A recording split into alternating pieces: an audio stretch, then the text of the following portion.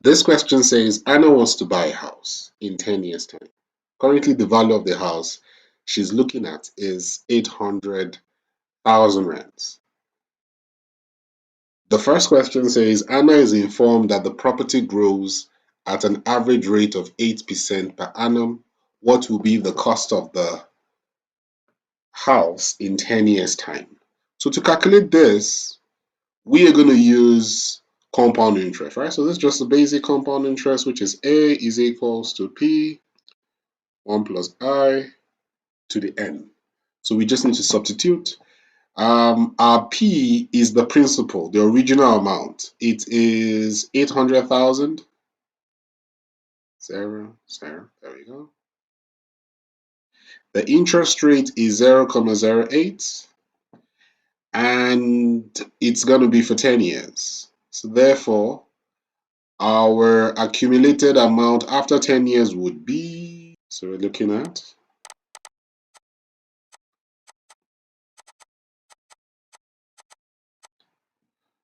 okay, so the answer would be 272713 9,998, so which can just be approximated into 172,740 rand.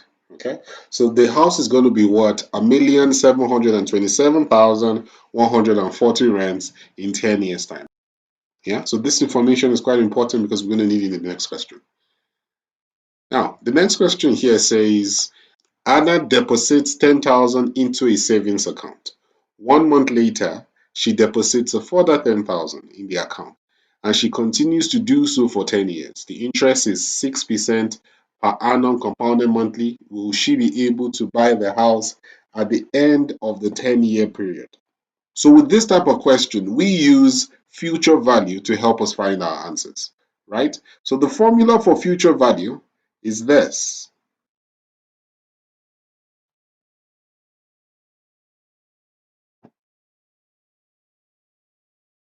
A consistent savings, we always use future value. Now, we need to know what X is. X represents the deposits, and since you're depositing 10,000, that's your X. We have our I, is the interest rate. The interest rate is going to be 0.06, right? Now, because it is compounded monthly, we also need to divide this value by 12, and we also have our N. Now, N is the amount of payments that's going to be made over this 10 years. Now, since it's 10 years, we understand it to be 10 times 12. However, because it also tells us that Anna deposits into this savings account immediately, we need to add that extra deposit. That's why we're adding +1. So our N is actually going to be 121 instead of 120.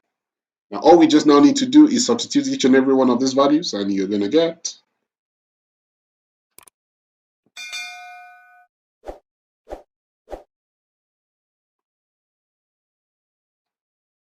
okay, so we can just put all this in the calculator.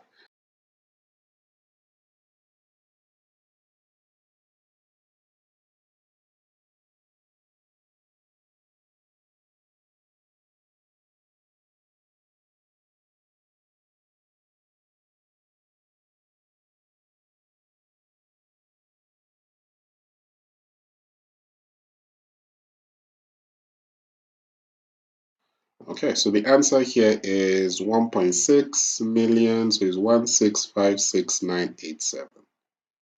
1656987. And in decimal places, converting to two decimal places, this is just going to be 44. Okay, so this is the amount of money that she would have saved over the 10-year period. Now, in the previous question, we say that the house is going to be worth 1.7 million. And in 10 years' time, by saving 10,000 every month for 10 years, she would have saved 1.6 million. And the question was, will she be able to buy the house at the end of the 10-year period? The answer would be a resounding no, right? She wouldn't. Yeah, because she doesn't have enough money. Okay. And question C says, after how many months will Anna's savings account balance exceed 1 million for the first time? So to answer this question here, we would take our future value to be 1 million. So we want to find the exact month it's going to cross this 1 million mark, right?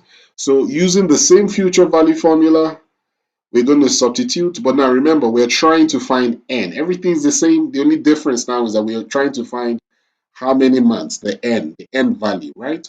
So this one here would represent,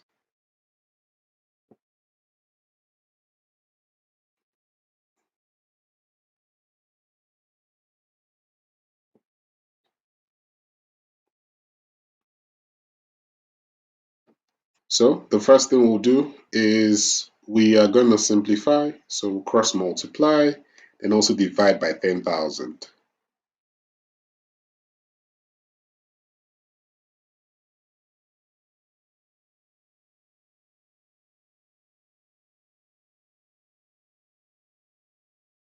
So that will give you 1/2.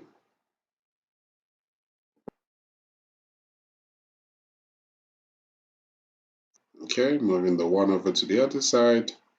This will give you 3/2 is equals to. So to find n, since n is a power, we have to rewrite this in terms of logs, right? So we're going to change this exponent in logs. So this will give you that there's 3/2. Okay, so putting this all in your calculator, this is what it's going to get.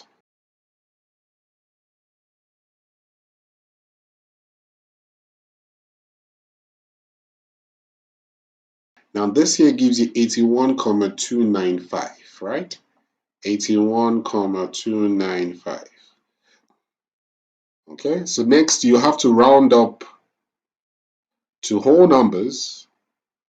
Since it can't be decimals, this here will be 82 payments, right? After the 82nd payment, you would exceed 1 million rand. Yeah, but in the question, we were also told that this person started saving immediately, not 1 month after. So for that reason, it's actually just going to take 81 months. Because the first month, she kind of paid two payments. She paid one at the beginning of the month and the other one at the end of the month, right? So that's exactly how we're going to look at it. So we have this as 81 months. And that's will be your answer.